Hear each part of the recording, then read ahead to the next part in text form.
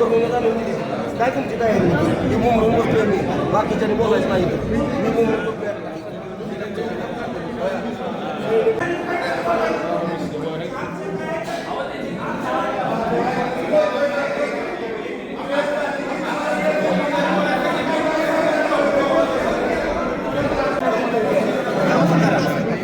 नगरपालिकेला उघडलं का मोकळा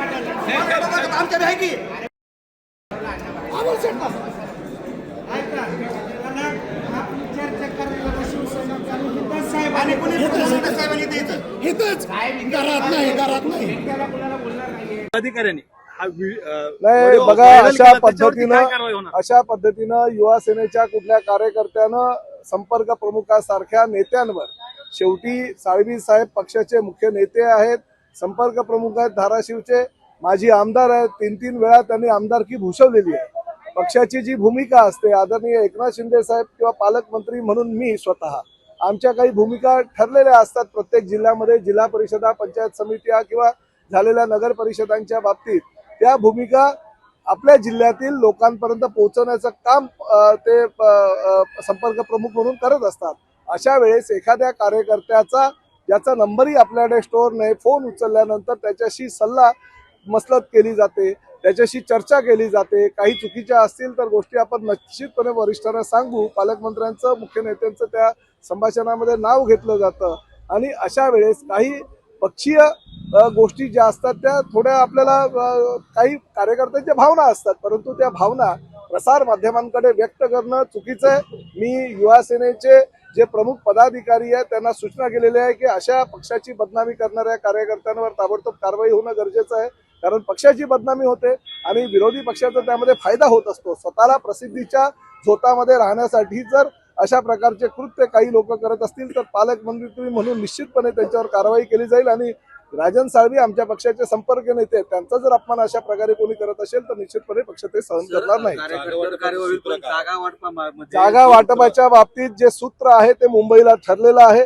मुख्यमंत्री आदरणीय देवेंद्रजी फडणवीस, उपमुख्यमंत्री आदरणीय अजितदादा पवार आणि उपमुख्यमंत्री एकनाथ शिंदे साहेबांनी मी स्वतः त्या ठिकाणी बसून काही गोष्टी निश्चित केलेल्या आहेत.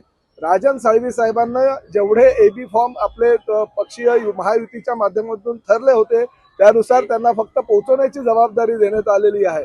बाकीच्या गोष्टींमध्ये त्यांचा काही संबंध नाही. आणि कुठल्या कार्यकर्त्यांवर अन्याय होत असेल, एक गोष्ट निश्चित आहे की महायुतीच्या माध्यमातून जागा वाटप करत असताना आम्हाला सुद्धा छातीवर दगड ठेवून काही निर्णय घ्यावे लागतात. आम्हालाही कळतं की ते निर्णय योग्य नाही, पक्षाच्या कार्यकर्त्यांवर अन्याय करणारे आहेत, पण नाईलाज म्हणून का होईना पक्षीय भविष्यासाठी किंवा महायुतीच्या माध्यमातून जागा जर लढवायची असेल तर असे काही कठोर निर्णय घ्यावे लागतात. मला कल्पना आहे त्यांच्या बरेच कार्यकर्त्यांवर अन्याय झाला असेल, परंतु शेवटी महायुती आहे आणि महायुतीमध्ये असे काही निर्णय घ्यावे लागतात, कारण जिल्हा परिषदेचा अध्यक्ष हा महायुतीचा व्हावा यासाठी पक्षाच्या मुख्य नेत्यांनी निर्णय घेतलेला आहे.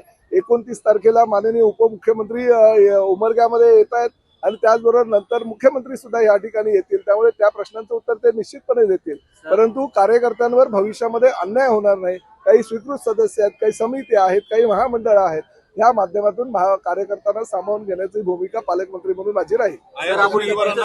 सांगताय, पण धाराशिव तालुक्याचा जर विचार केला तर 4 उमेदवार जे शिवसेनेचे दिलेले आहेत तेच भाजपचे पदाधिकारी असंही काही नाही. तुम्हालाही ह्या गोष्टीची कल्पना आहे की काही ठिकाणी बघा धाराशिव जिल्ह्यामध्ये ह्या गोष्टी काही तुम्हालाही नवीन नाहीये. ह्या गोष्टी फार वर्षापासून घडत आलेल्या आहेत. म्हणजे त्या लगेच काही आत्ताच घडल्यात असं काही नाही, परंतु आम्ही नवीन पालकमंत्री म्हणून आल्यानंतर आम्हाला सुद्धा त्या गोष्टीचा अचंबा वाटतो कधी कधी. परंतु ठीक आहे, पक्षीय राजकारणामध्ये हे निर्णय काही कटू निर्णय जरी असेल ते घ्यावे लागतात, परंतु भविष्यामध्ये जिल्हा परिषदेचा अध्यक्ष, पंचायत समितीच्या सभापती सगळे हे प्रामुख्याने महायुतीचे होतील याची खबरदारी आम्ही भविष्यामध्ये घेणार. भाजपचे 54 उमेदवार आहेत साहेब एकूण सगळ्या नाही, मी अजून काही बघितलेलं नाही त्या बाबतीत, पण आता मी त्या विषयावर बसणार आहे आणि त्या विषयावर आज रात्री आम्ही बैठक घेतली. ज्यांना शिवसेनेने उमेदवारी दिली आहे ते भाजपचे काही पदाधिकारी आता प्रवेश करणार का किंवा कसं? नाही काही प्रवेश वगैरे आज सगळे कार्यक्रम मी आजच आलेलो आहे. राजन साळवींशी आता चर्चा करतो आणि चर्चा करून आम्ही निश्चितपणे भारतीय जनता पार्टीने ठरवलं की घराणेशाहीला बाजूला ठेवायचं, तशी शिवसेनेची काही पॉलिसी तशी आहे का? कसं वाटतं? शिवसेनेची पॉलिसी आहे बघा, पूर्वेश सरनाईक, मी माझ्या मुलापासूनच सांगतो, पूर्वेश सरनाईक हा नगरसेवक होता, परंतु त्यांनी सर्वसामान्य कार्यकर्त्याला उमेदवारी दिली आणि स्वतः मात्र रिंगणातून बाहेर आला. त्यामुळे आम्ही घराणेशाहीच्या आम्हीही विरोधामध्येच आहोत, परंतु काही ठिकाणी कुणी उभंच राहायला तयार होत नाही. यावेळेस कुठल्या तरी नेत्याच्या घरातील कुटुंबियांपैकी कुणाला तरी उभं करावं लागतं, ही वस्तुस्थिती दाखवते. शेवटचा प्रश्न साळवी शिवसेनेमध्ये दोन गट आहेत असं म्हणायचं का? सावंतांचा गट नाही बिलकुल नाही. शिवसेनेमध्ये एकच गट आहे, तो आदरणीय शिवसेना प्रमुख बाळासाहेब ठाकरे यांचा गट, धर्मवीर आनंद दिघे साहेबांचा गट, आणि त्याच गटामध्ये मी आहे, स्वतः आमचे सगळे मंत्री आहेत आणि एकनाथ शिंदे साहेब सुद्धा आहेत.